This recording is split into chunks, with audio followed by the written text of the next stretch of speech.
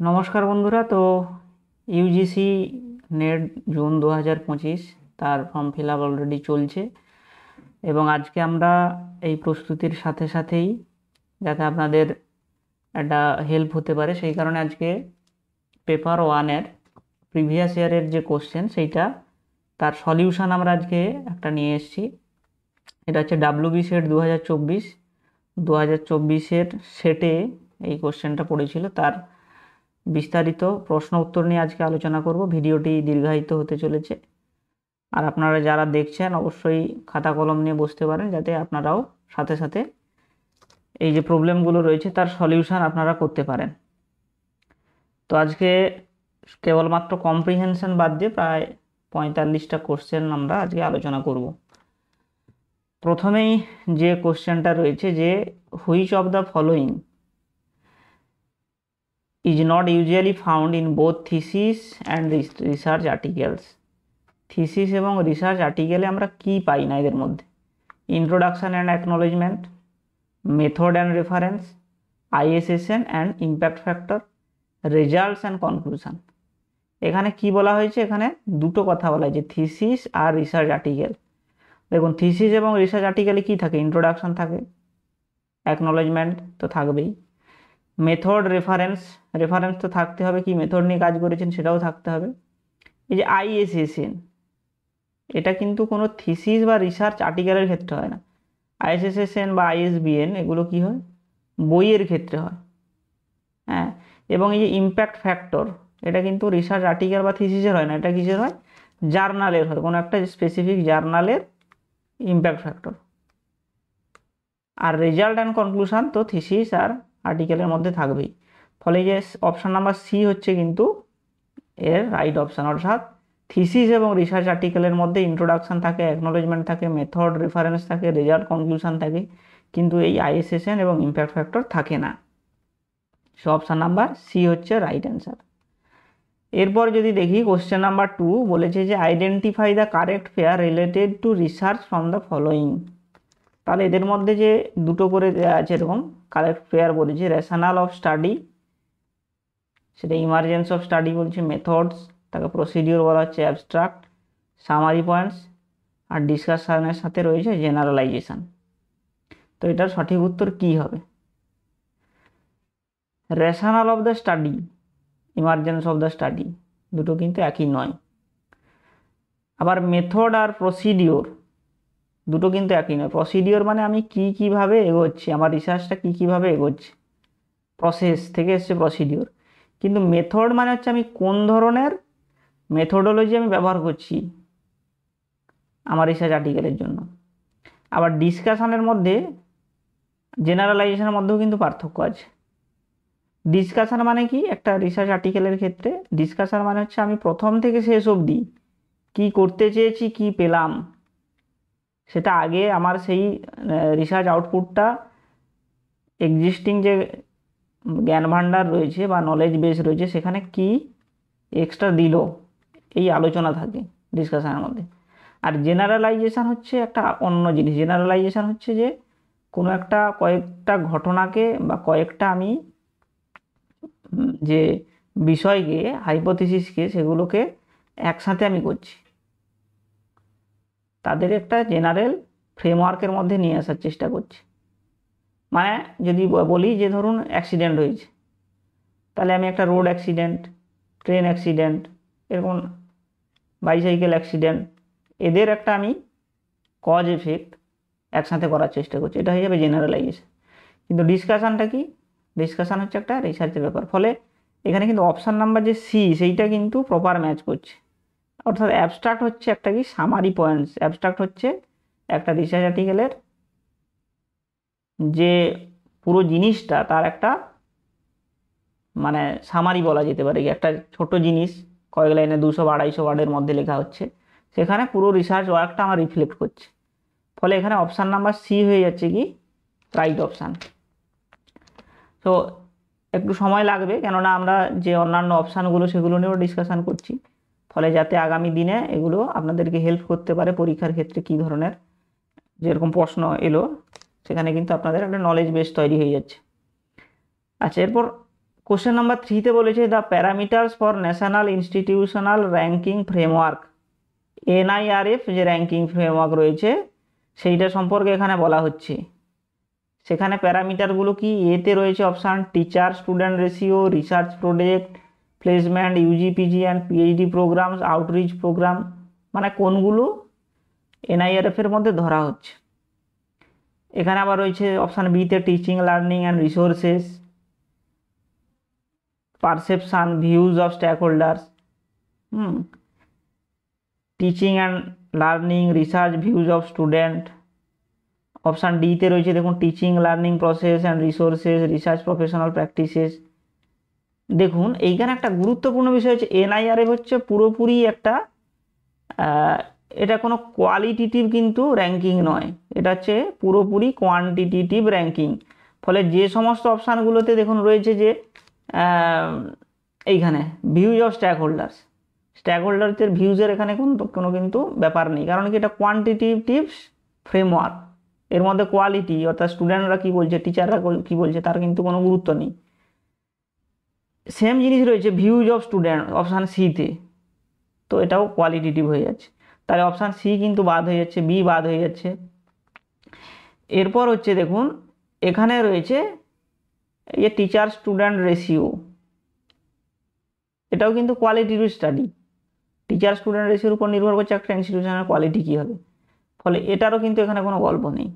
তাহলে option number ডিতে যেগুলো রয়েছে টিচিং লার্নিং অ্যান্ড রিসোর্সেস, অর্থাৎ কত টিচার, কত স্টুডেন্ট, কত রিসোর্স রয়েছে আপনার, কতজন বেরোচ্ছে পাস করে, ঠিক আছে, কতজন চাকরি পাচ্ছে, এই সমস্ত কিন্তু যেগুলো কোয়ান্টিটিভ মেজার রয়েছে সেইগুলোই কিন্তু এখানে NIRF এর মধ্যে ধরা হবে। ফলে অপশান নাম্বার ডি হয়ে গেল সঠিক উত্তর। এরপর কোশ্চেন নাম্বার 4 বলছে external criticism in the evaluation of sources materials for historical research. এখানে কি বিষয়টা মাথায় রাখতে হবে, হিস্টোরিক্যাল রিসার্চের কথা বলা হচ্ছে।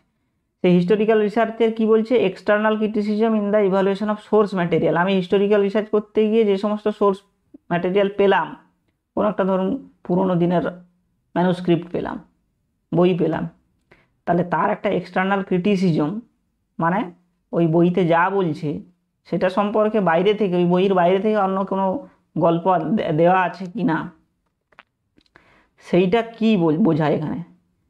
বলছে usefulness of source material usefulness বোঝাবে, ease of access to the material and its content, accuracy and trustworthiness of the content, authenticity and genuineness of the document. এখানে কিন্তু অপশান নাম্বার ডি হবে রাইট অ্যান্সার।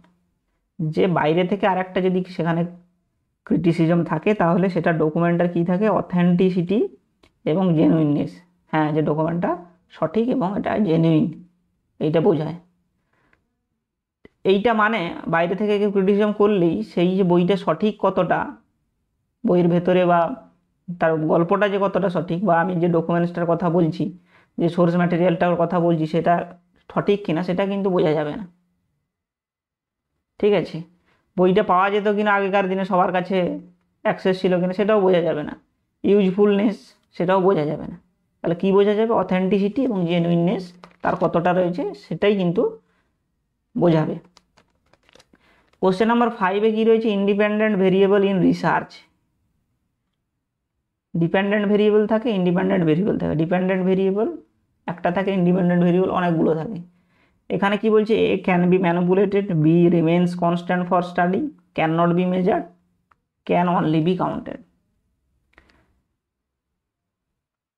এখানে দেখুন প্রথমে রয়েছে can be manipulated, মানে আমি ইন্ডিপেন্ডেন্ট যে ভেরিয়েবল সেটাকে বিভিন্নভাবে আমার মতো করে রিসার্চের উপযোগী করে তাকে ম্যানিপুলেট করতে পারি কিনা। এখানে ম্যানিপুলেট মানে যে ডেটা ম্যানিপুলেশন সেটা কিন্তু নয়, ভেরিয়েবলের ম্যানিপুলেশন, এই কথাটা বুঝতে হবে।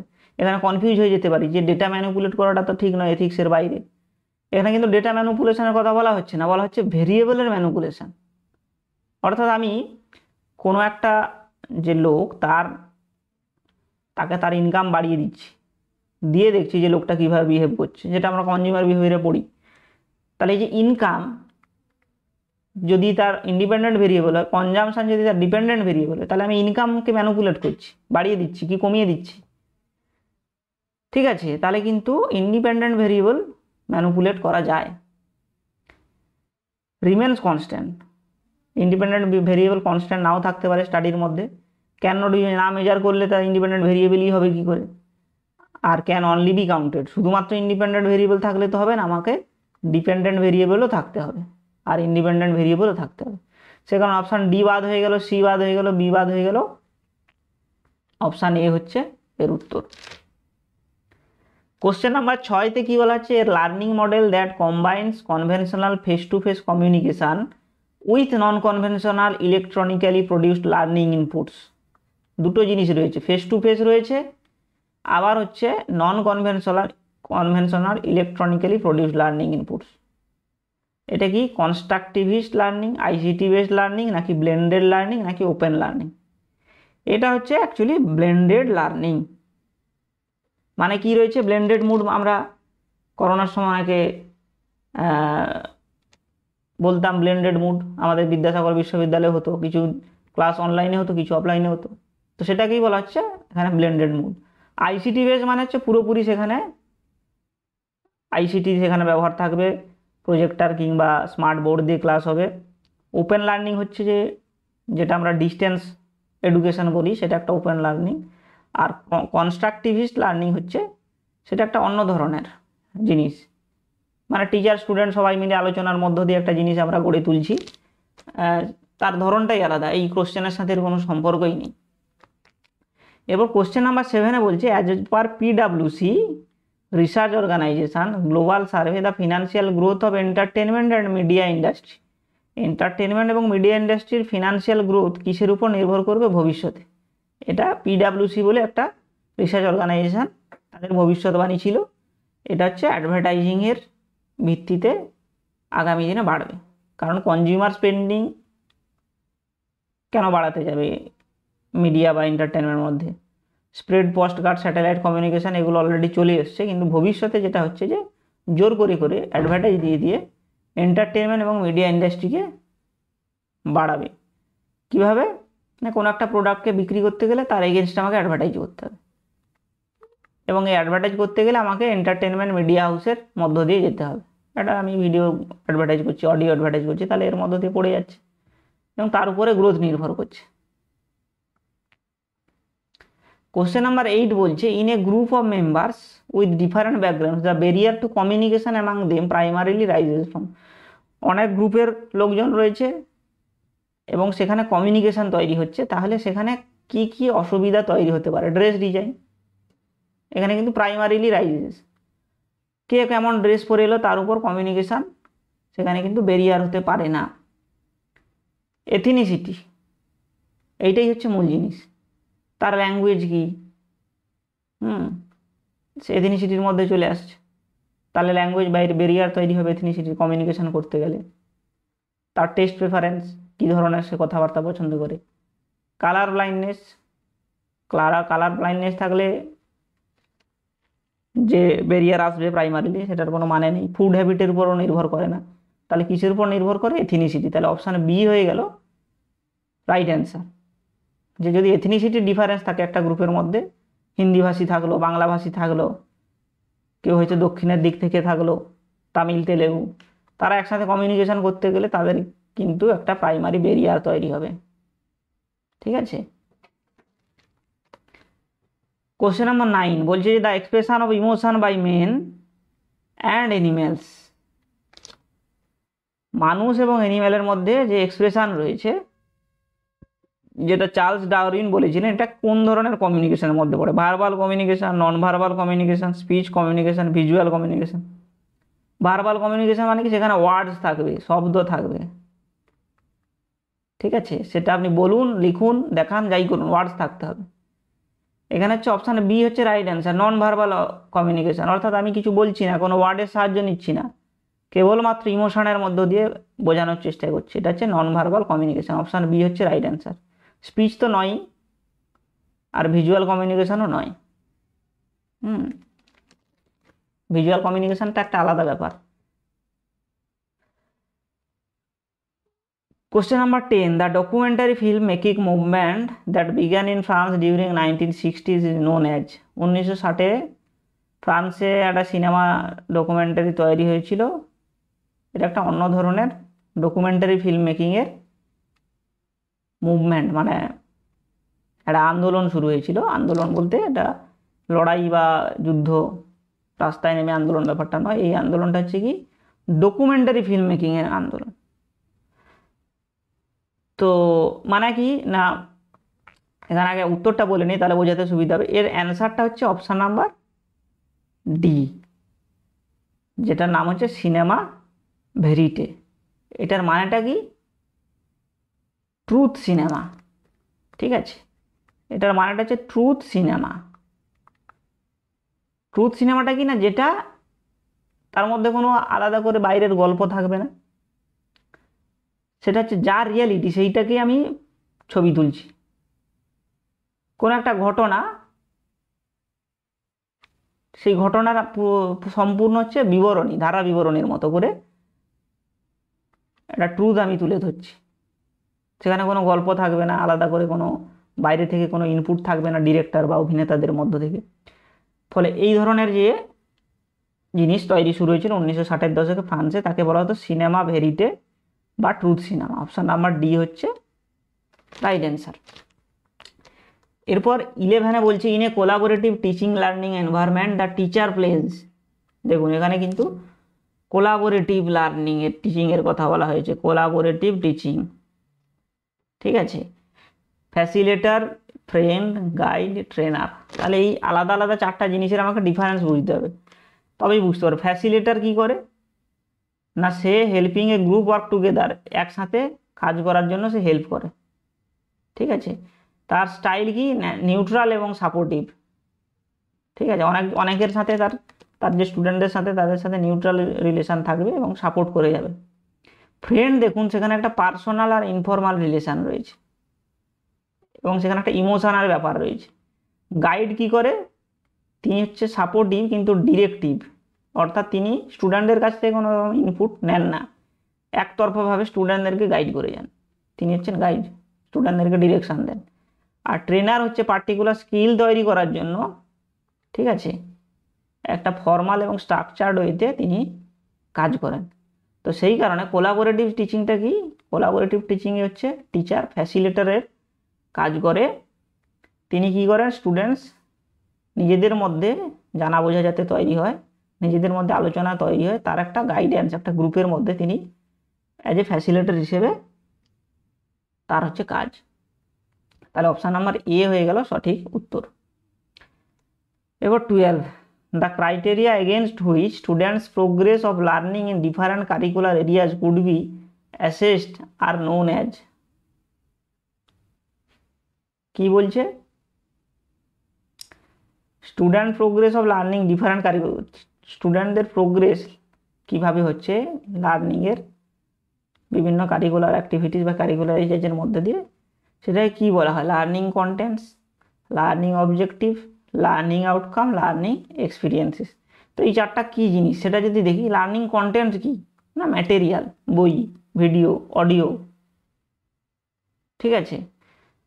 লার্নিং অবজেক্টিভ কি, গোল, তাহলে আমি একটা কারিকুলার সেট করছি, একটা সিলেবাস তৈরি করছি, তার গোল কি, সেটা হচ্ছে লার্নিং অবজেক্টিভ।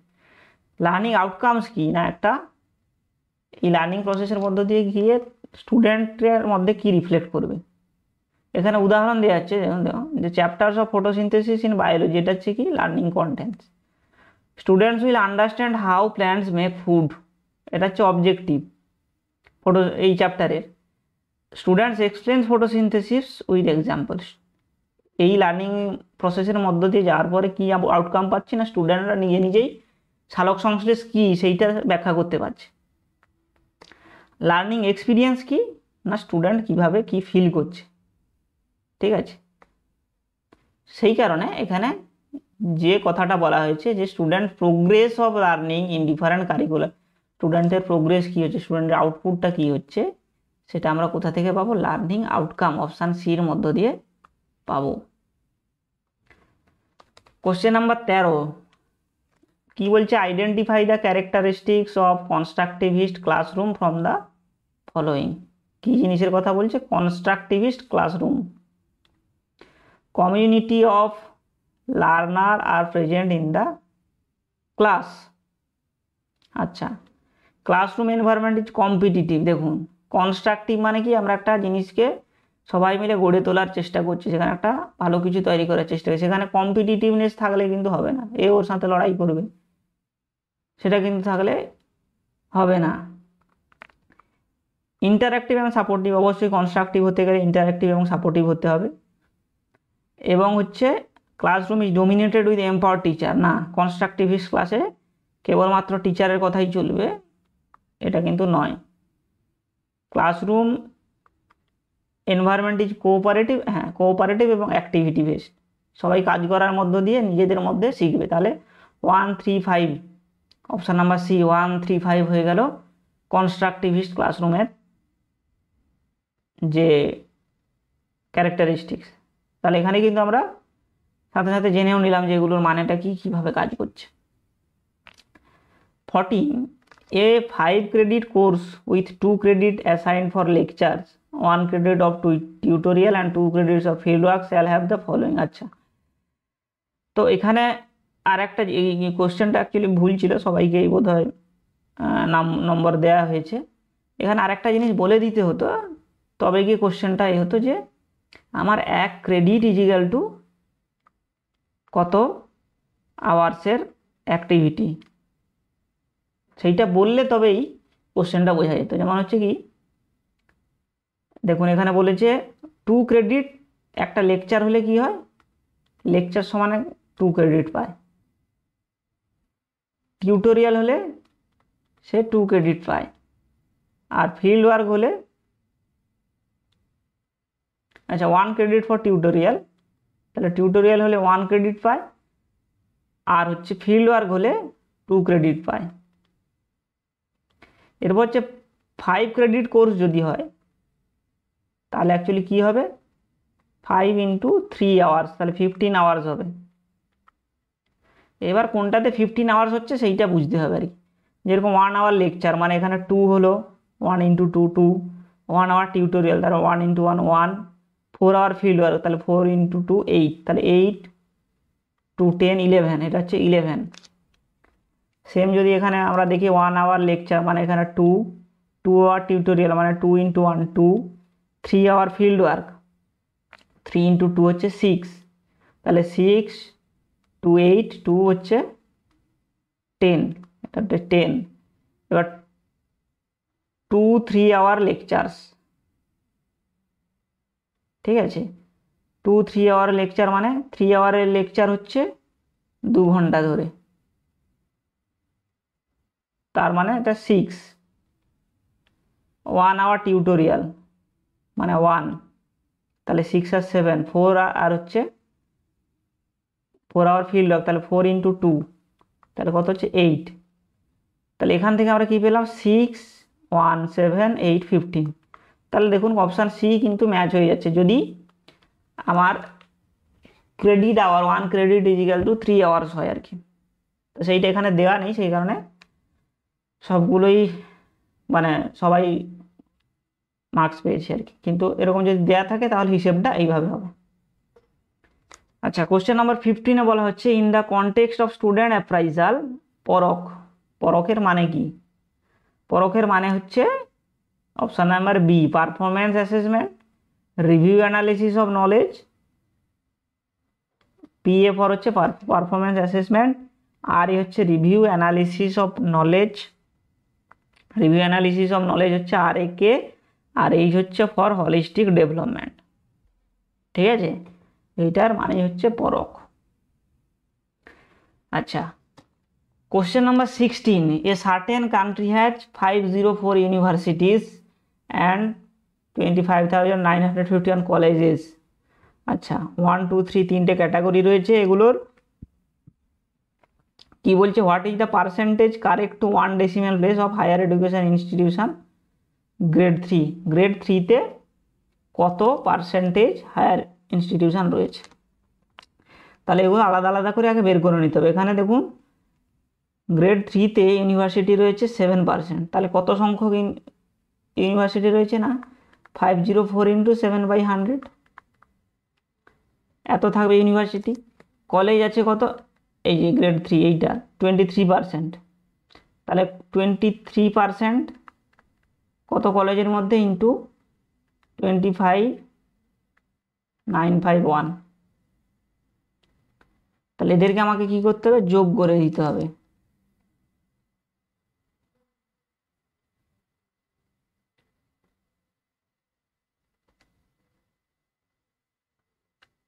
তাহলে এটা হচ্ছে 504 ইন্টু 7/100 প্লাস 23 ইন্টু 25,951 বাই হচ্ছে 100।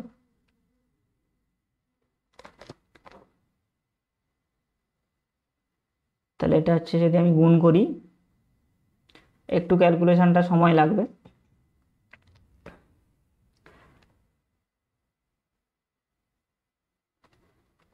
টোয়েন্টি-থ্রি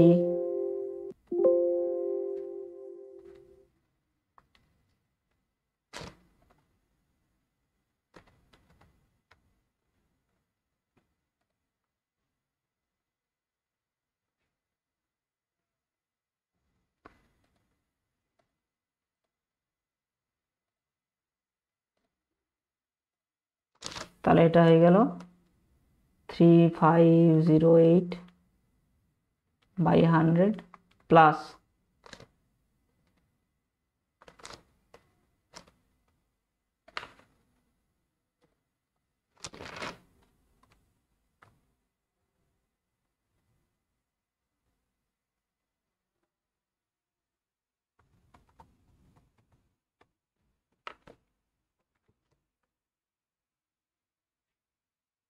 তাহলে এটা 35 পয়েন্ট সামথিং হবে। আর এইটা যদি করি এরকম গুণ করলে এটা হয়ে যাচ্ছে 5968 মতো, ঠিক আছে। তো এদেরকে যোগ করলে আবার হচ্ছে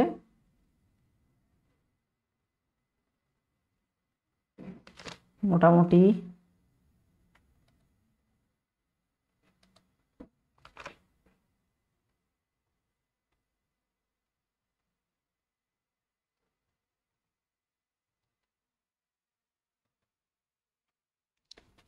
6000 মতো হবে, 6000 মতো হবে। তাহলে এবার 6000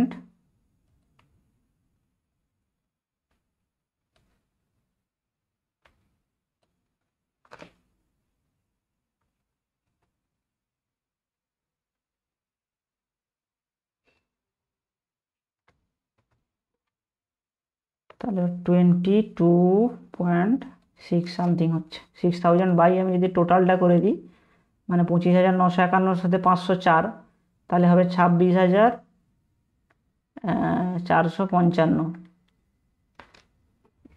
26,455 হচ্ছে। তাহলে এইটা মোটামুটি ভাগ করলে, তার সাথে আবার 100 গুণ করলে কত হবে, এই 22.7 মতো আসবে আর কি, অপশান নাম্বার এ। এটা একটু আপনারা নিজেরা করে দেখতে পারেন। আচ্ছা, কোশ্চেন নাম্বার 17 কি বলেছে, the data given in the following table summarises the monthly budget of an average household. আচ্ছা, একজন হাউস হোল্ড কোথায় কত খরচ করে সেইটা এখানে জানতে চেয়েছে। The approximate percentage of the monthly budget not spend in savings. আচ্ছা, সেভিংসে কত খরচ হয় না, not spend in the savings, savings বাদে কত খরচ হয় সেইটাই তাহলে জানতে হবে। এর যোগ করে নিই, তাহলে 002578514156789110, তাহলে তার টোটাল যে এক্সপেন্সেস কত হচ্ছে 10,500। আরেকবার দেখে নিই, 7 8 5 15 5 হাতে 1 4 একে 5 6 7 8 9 10, হ্যাঁ 10,500 হচ্ছে তার টোটাল এক্সপেন্সেস। এবার সেভিংস বাদ দিলে কত হবে, সেভিংস কত 1,500, তাহলে 1,500 বাদ দিলে কত হবে, এটা 9,000, তাহলে 9,000 ভাজিতক 10,500, এটা হচ্ছে তার কি নন সেভিংস এক্সপেন্ডিচার। তাহলে 90/105,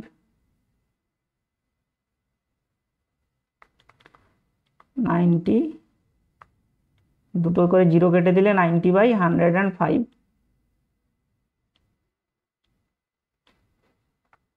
পার্সেন্টেজ করলে 100 গুণ করে দেবো, তাহলে কি হচ্ছে 100-এর থেকে একটু কম হবে, এই 86 মতো হবে আর কি, কারণ এটা দেখুন 100-এর কাছাকাছি।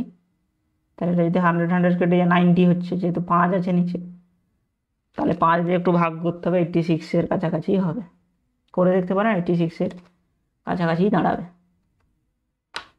কোশ্চেন নাম্বার 18, এখানে কি দেওয়া আছে, ম্যাচ লিস্ট 1 অ্যান্ড লিস্ট 2।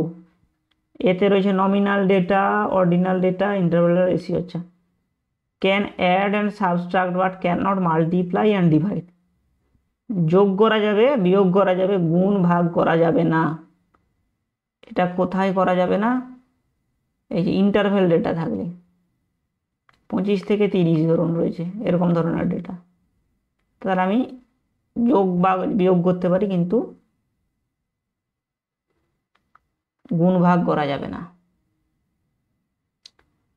তাহলে এটা হয়ে গেল interval data. Can add, subtract, multiply আর ডিভাইড সবই করা যাবে, সবই করা যাবে। কোথায়, এই রেশিওকে আমি যোগ বিয়োগ সবই করতে পারি, গুণ ভাগও করতে পারি। Can arrange orderly, ordinal data, অর্ডারে অ্যারেঞ্জ করা মানে ordinal data. Can not perform mathematical operation, এই যে নমিনাল ডেটা এইটা। তাহলে এ হয়ে গেল আইভি, এ আইভি, অপশান নাম্বার বি হয়ে গেল অ্যান্সার। নমিনাল ডেটা, সেখানে ম্যাথমেটিক্যাল অপারেশন কাজ করবে না। অর্ডিনাল ডেটা, অর্ডারে আমরা সাজাতে পারবো।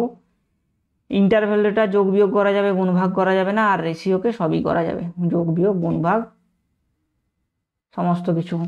19 question number, in a survey 300 respondents were asked whether they own a vehicle or not. আচ্ছা, তাহলে কি জিজ্ঞেস করা হচ্ছে, তারা ভেহিকেল আছে কি নেই, এবং থাকলে কি ধরনের ভেহিকেল আছে।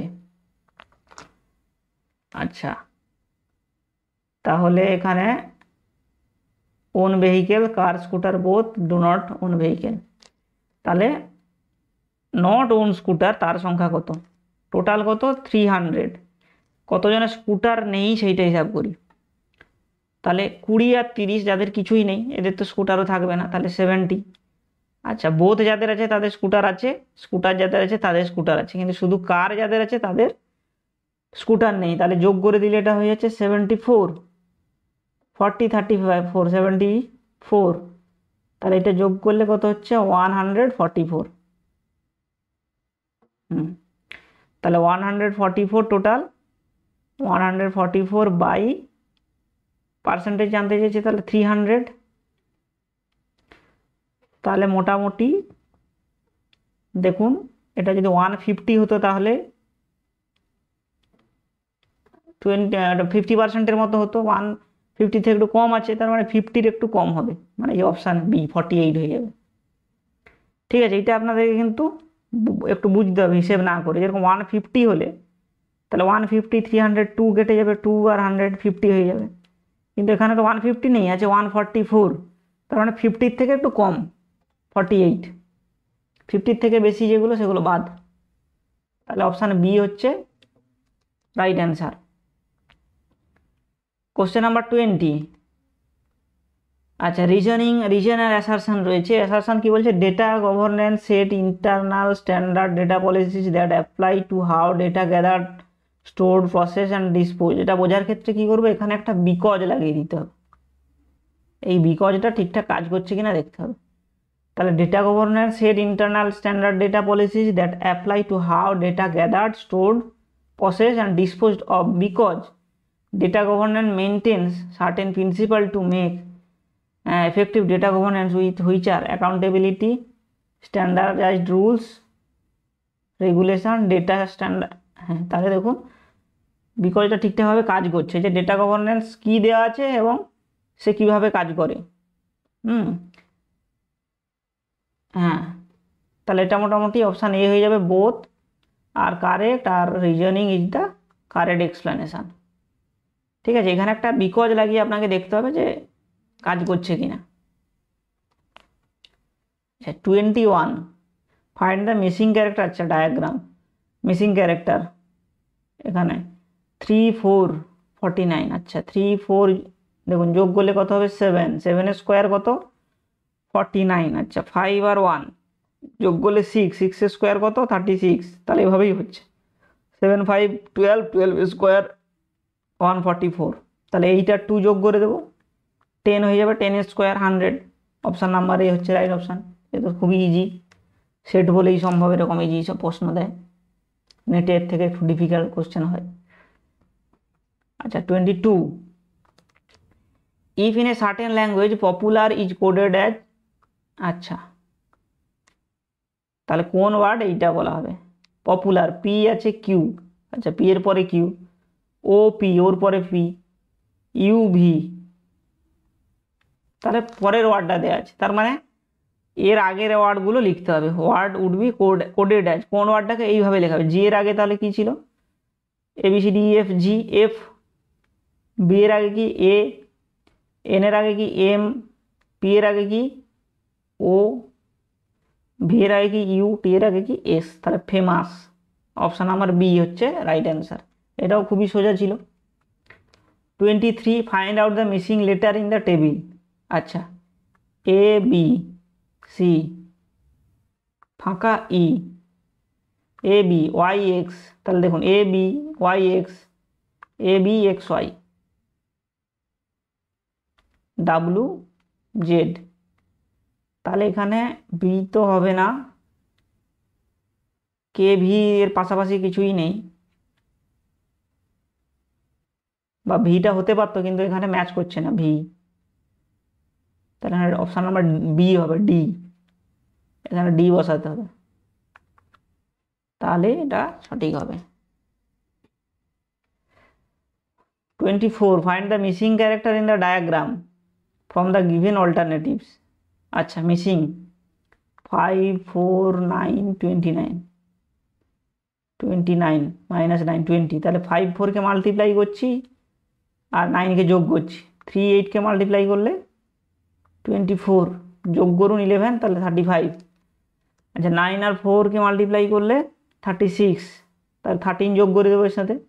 6 3 9 1 3 4 49। অপশান নাম্বার ডি হচ্ছে এর answer.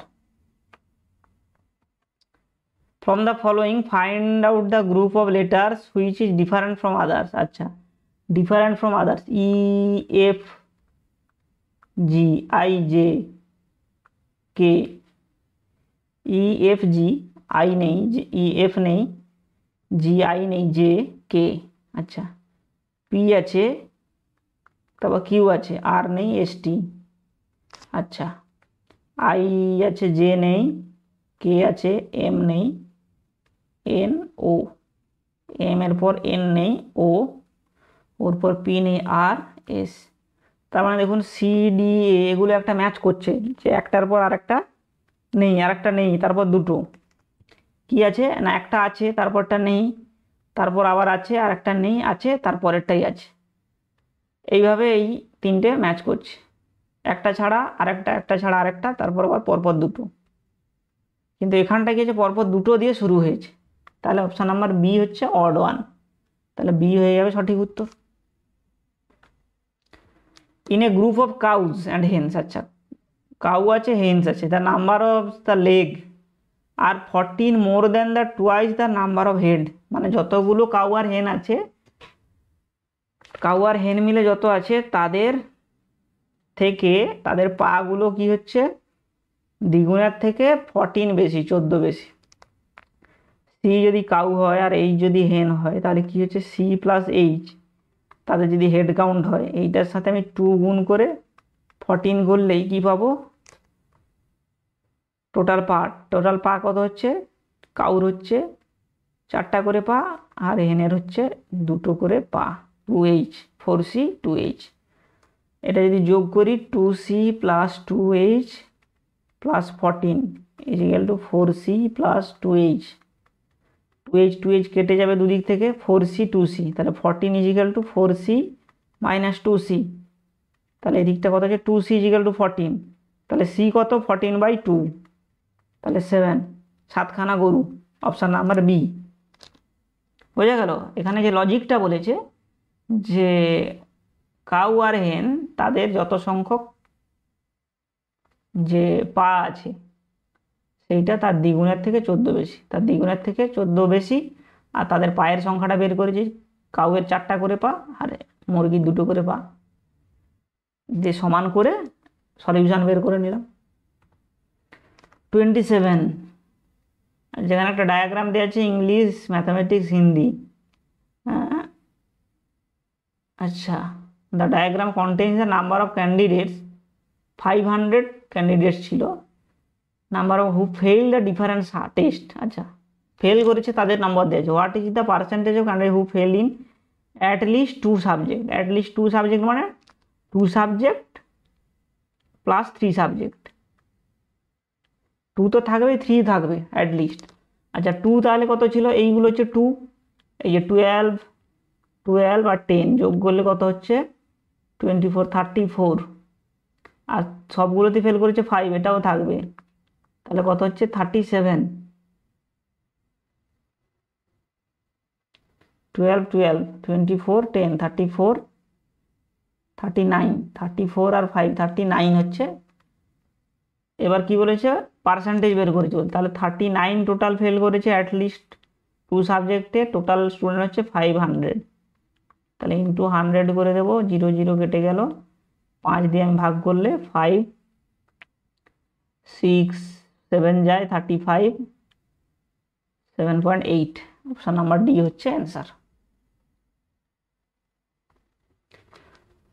28, how many triangles are there in the figure is below? তাহলে ফিগার ট্রায়াঙ্গেল লিখতে গেলে গুনে নিতে হবে, 1 2 3 4 5, 5টা, আর হচ্ছে এইগুলো রয়েছে দেখুন, এটা একটা 6, এইটাকে আবার বাড়িয়ে দিলে 7, আবার এটাকে বাড়িয়ে দিলে 8, এটাকে বাড়িয়ে দিলে 9,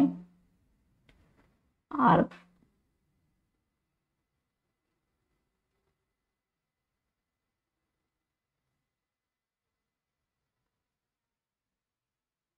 এখানে টোটাল 5টা, মানে এদের মতো করেই 5টা আরো ভেতরে থাকবে আর কি, 1টা 2টো 3টে, এদের মতো করেই 5টা থাকবে, তাহলে 5 আর 5 10 হয়ে যাবে, 10টা triangle.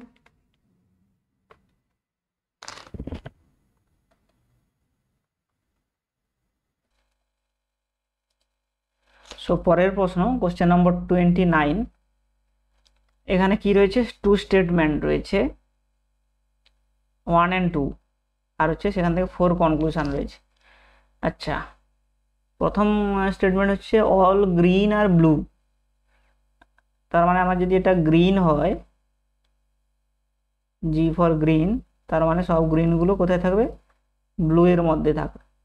All blue are orange, তাহলে আবার এই ব্লুগুলো কোথায় থাকবে? অরেঞ্জের মধ্যে থাকবে। আচ্ছা, সাম ব্লু আর গ্রিন, হ্যাঁ, টোটাল ব্লু এর মধ্যে কিছুগুলো গ্রিন রয়েছে, ঠিক।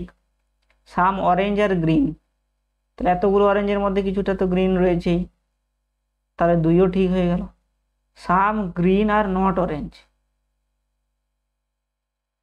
সাম গ্রিন আর নট অরেঞ্জ, না এটা তো হবে না, কারণ কি বলেছে? অল ব্লু আর অরেঞ্জ, ব্লুগুলো কি অরেঞ্জ, আবার অল গ্রিন আর হচ্ছে ব্লু, তার মানে সাম গ্রিন আর নট অরেঞ্জ, এটা কিন্তু হবে না। সাম গ্রিন আর নট অরেঞ্জ, সমস্ত গ্রিনই কিন্তু অরেঞ্জ হতে হবে। অল অরেঞ্জ আর ব্লু, অল অরেঞ্জ আর ব্লু নয়, ব্লুটা এই অংশটা, অরেঞ্জ হচ্ছে তার বাইরেও কিছু রয়েছে, তাহলে 1 আর 2 হবে, তাহলে অপশান নাম্বার সি হয়ে গেল, 1 আর 2 right answer. Find the missing number following. আচ্ছা, মিসিং নাম্বার দেওয়া আছে 48, 24, 72, 36, 24 কিন্তু 2 যায় 48, 36 2 যায় আবার 72, তাহলে সামথিং 2 যায় 108 হবে। এই যে 54 2 যায় 108, তাহলে 54, অপশান নাম্বার ডি হয়ে গেল। সঠিক answer. 31, arrange the following universities as they evolve in ascending order post independent India. আচ্ছা, এখানে হচ্ছে টেকনিক্যাল ইউনিভার্সিটি, ওপেন ইউনিভার্সিটি, সব থেকে আগে হচ্ছে এগ্রিকালচারাল ইউনিভার্সিটি। ঠিক আছে, এগ্রিকালচারাল ইউনিভার্সিটি 1960-এর দিকে এসছে। তাহলে আইভি যেখানে আগে থাকবে সেইটাই রাইট অপশান হয়ে যাচ্ছে, এগ্রিকালচারাল ইউনিভার্সিটি। তারপর ওপেন ইউনিভার্সিটি, বোধহয় আম্বেদকর বা সামথিং কিছু এসেছিল। তারপর হচ্ছে টেকনিক্যাল ইউনিভার্সিটি, পেট্রোলিয়াম ইউনিভার্সিটি, শেষে হচ্ছে টিচার্স এডুকেশন ইউনিভার্সিটি। এরকম ব্যাপারটা হবে আর কি।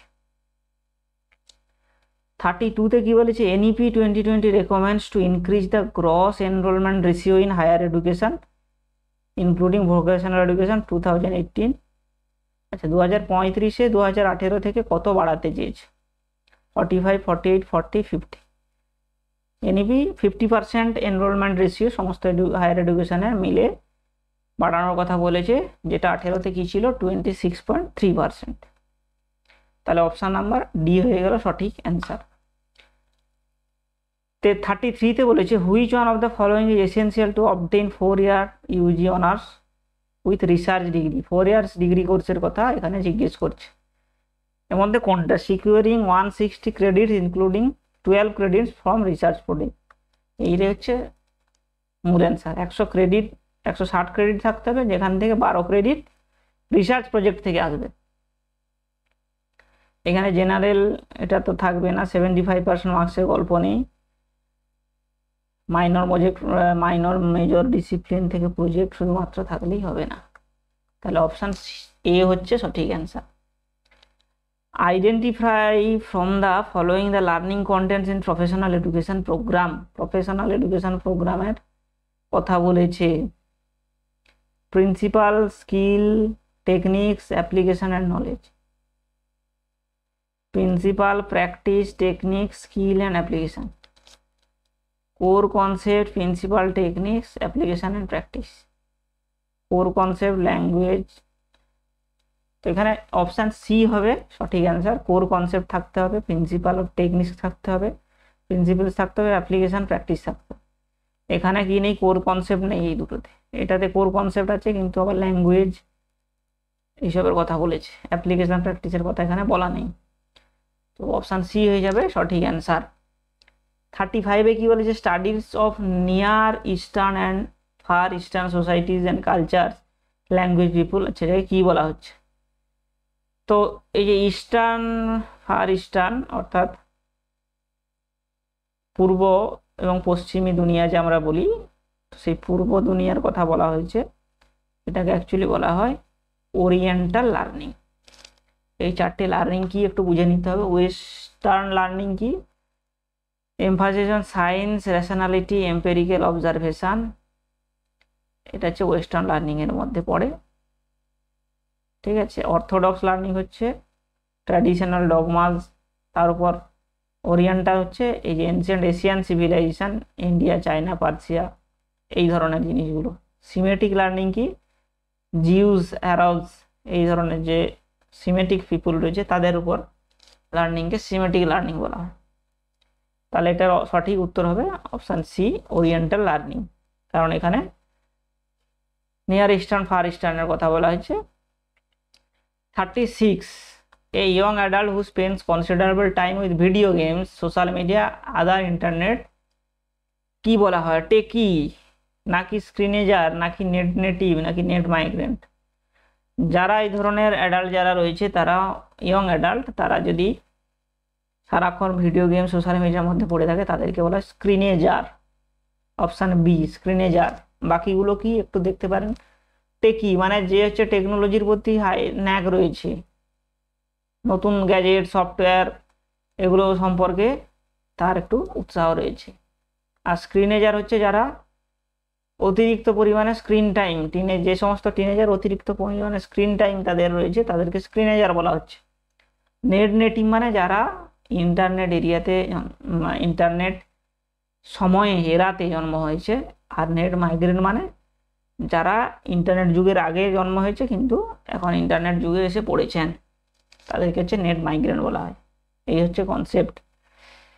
37, identify from the following a benefit which intranet does not. Intranet মানেটা কি? ইন্টারনেট মানে হচ্ছে যে অনেকগুলো কম্পিউটার একটা অর্গানাইজেশনের মধ্যে, সেই কম্পিউটারগুলো বা ডিভাইসগুলো একটা নেটওয়ার্কের মধ্যে থাকে, ঠিক আছে। এটা একটা ধরুন অফিস, আমাদের ইউনিভার্সিটি কী থাকছে? প্রিন্টার। একটাই হয়তো অফিসে প্রিন্টার রয়েছে কিন্তু সমস্ত ডেস্কটপের সাথে তার কানেকশান রয়েছে। অর্থাৎ আমি এখান থেকেও একটা প্রিন্টারের মধ্যে প্রিন্ট দিতে পারি, এখান থেকেও দিতে পারি, এখান থেকে একটা নেটওয়ার্কের মধ্যে রয়েছে। বা এই কম্পিউটার থেকে আমি ফাইল অ্যাক্সেস করতে পারি, ওই কম্পিউটার থেকে ফাইল অ্যাক্সেস করতে পারি। তাহলে এই intranet cheap and easy save. Cheap easy তো সেভ অবশ্যই, কারণ হচ্ছে এখানে সহজে আমি পেয়ে যাচ্ছি, কাউকে কোনো সার্ভিস প্রোভাইডারকে ফি দিতে হচ্ছে না, শুধুমাত্র কেবল কানেকশান থাকলে হবে বা থ্রো ওয়াইফাইও কানেক্ট থাকতে পারে। শেয়ার ডাটা এবং কনজিউমার উইথাউট ডিলে, খুব দ্রুত তাড়াতাড়ি ডেটা ট্রান্সফার হয় যেহেতু কম দূরত্বের মধ্যে রয়েছে। Secure space two store and develop application. হ্যাঁ, এখানে যেহেতু বাইরের কোনো কানেকশান নেই তাহলে সিকিউর হতে পারে।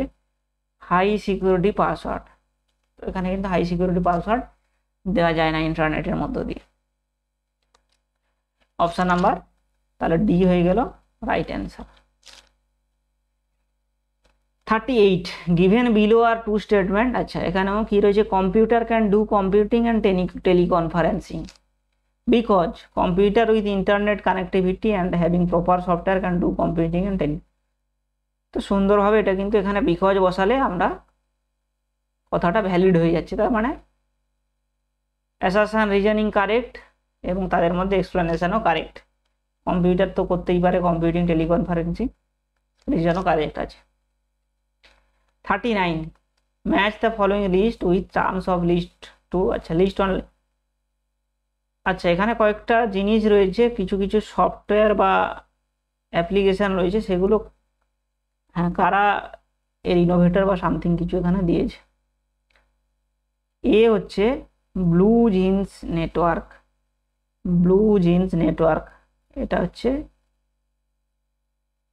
এইটা যদি হয় Chris Ramakrishnan, go to meeting, Citrix system বা অনলাইন, ওয়েবএক্স মেসেজিং, ওয়েবএক্সটা হচ্ছে সিসকোর, আর জুম ভিডিও হয়ে যাচ্ছে এরিক 1। তার মানে এ হয়ে গেল 3, অপশান বি হচ্ছে সঠিক অ্যান্সার। অপশান বি হয়ে যাবে সঠিক অ্যান্সার। ব্লু জিন্স নেটওয়ার্ক হয়ে যাচ্ছে Chris Ramakrishnan. B go to meeting হয়ে যাচ্ছে Citrix system. WebEx messaging WebEx হয়ে যাচ্ছে সিসকোর, আর জুম ভিডিও হচ্ছে Eric 1। 40, spotting errors and resolving inconsistence in data. আচ্ছা, এরর স্পটিং করা এবং রিসলভ করা ইনকনসিস্টেন্ট ডেটা কি বলে? Testing, waiting, cleansing. এটা ক্লিনজিং হবে, আর কারেক্টিং না হবে না। তো এই কনসেপ্টগুলো একটু জেনে নিতে পারি, ফার্দার আমাদের কাজে লাগবে। ডেটা টেস্টিং কি না, কোনো ডেটাকে চেক করা, তার অ্যাকুরেসি, কনসিস্টেন্সি, ভ্যালিডিটি, তাকে বলা টেস্টিং। ডেটা ওয়েটিং কি না, assigning weights to different data points, তাদের ইম্পর্টেন্স বা রেলিভেন্সের অনুযায়ী তাদেরকে ওয়েট দেওয়া। ক্লিনজিং হচ্ছে আইডেন্টিফাইং অ্যান্ড রিমুভিং এরর্সকে আইডেন্টিফাই করা, রিমুভ করা। আর কারেক্টিং হচ্ছে ফিক্সিং মিস্টেক্স। ক্লিনজিং করার পরেও যদি কোনো মিস্টেক থাকে সেটা কারেক্টিং তাকে বলা হয়, অর্থাৎ ডেটাটাকে পুরোপুরি চেঞ্জ করে দেওয়া। ফ্লো চার্টটা যদি দেখি কিভাবে কাজ করে, প্রথমে টেস্টিং হয়, তারপর ওয়েটিং হয়, তারপর ক্লিনজিং হয়, দিয়ে কারেক্টিংয়ের মধ্য দিয়ে আমরা ফাইনাল ডেটা পাই। এটা হচ্ছে তার ফ্লো চার্ট। এবং এখানে যে কথাটা বলেছে এরর্সকে দেখা, রিসলভ করা, সেটা কাজ হচ্ছে ডেটা ক্লিনজিং। অপশান সি হচ্ছে answer. 41, identify one of the disadvantage of geothermal energy. Geothermal energy মানে ভূগর্ভস্থ যে তাপ রয়েছে, ভূতাপ, মাটির ভেতরকার যে তাপ, সেটাই কাজে লাগে এনার্জি করা, এটা হচ্ছে geothermal energy. Good for the environment, reliable source, renewable to some extent, renewable, high efficiency তো বটেই, little to no geothermal system, maintenance তো খুব কম নিশ্চয়ই, গ্রিন হাউস এমিশন তো কোনোভাবে যদি ভেতরকার গ্যাস বেরিয়ে আসে বা যে হিট এখান থেকে পৃথিবীর বাইরে জেনারেট হলে, কোর থেকে যদি বাইরে হিট জেনারেট হয় তাহলে গ্রিন হাউস গ্যাসের কনসার্নটা থেকে যায়। এটা হচ্ছে এখানে তিনটেই, এই তিনটে হচ্ছে পজিটিভ কথা আর এটা হচ্ছে নেগেটিভ কথা, তাহলে এটা দেখেই বুঝে যাওয়া উচিত যে এইটাই হচ্ছে ডিসঅ্যাডভান্টেজ। দোহা অ্যামেন্ডমেন্ট 2012 কার সাথে যুক্ত? Environment protection act, Montreal protocol, Paris agreement, Kyoto protocol. Kyoto প্রোটোকলের সাথে দোহা অ্যামেন্ডমেন্টের ব্যাপারটা যুক্ত রয়েছে। The credit of coining the term sustainable development, sustainable development প্রথম কে করেছিলেন? এর একটা গুরুত্বপূর্ণ ভূমিকা রয়েছে কিন্তু প্রথম বোধহয় নয়। ইভা বেলফোর ওয়েস অ্যাকশন করেন ড্যানিয়েল পাও। এই যে ইভা বেলফোর এরা সাস্টেনেবল এগ্রিকালচারের কথাটা এসেছিল, তো সম্ভবত অপশান বি, হ্যাঁ অপশান বি হবে, এটা 1960-র দিকে এই ব্যাপারটা এসেছিল সাস্টেনেবল কথাটা। তো যেহেতু কয়েনিং টার্ম বলা হচ্ছে তো অপশান বি রাইট অ্যান্সার হবে। 44 NAMA, NAMA stands for, NAMA stand for nationality appropriate mitigation action, এইটা হবে option A, nationality appropriate mitigation action, NAMA. Last question, identify the clean energy source from the following. Clean energy source, coal না, petroleum না, geothermal হ্যাঁ, natural gas না, এক্ষুনি পড়ছিলাম geothermal, আবার সেইটা এসছে। ক্লিন এনার্জি, এটার মধ্যে জিওথার্মাল, ভূতাপ যে এনার্জি সেখান থেকে আমরা পাই। তো আজকে মোটামুটি আমরা 45 কোশ্চেন ওয়েস্ট বেঙ্গল সেট 2024 থেকে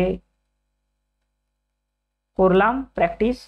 আশা করি আপনাদের যে বেশ কিছু কনসেপ্ট আজকে আলোচনা হলো এগুলো কাজে লাগবে, আপনাদের যে প্রস্তুতি নিচ্ছেন সেখানে কাজে লাগবে। এরকম আরও ভিডিও পেতে আমাদের সাথে যুক্ত থাকবেন, এটাই বলে আজকের ভিডিও শেষ করছি। অনেকটা লম্বা ভিডিও দেখার জন্য থ্যাংক ইউ।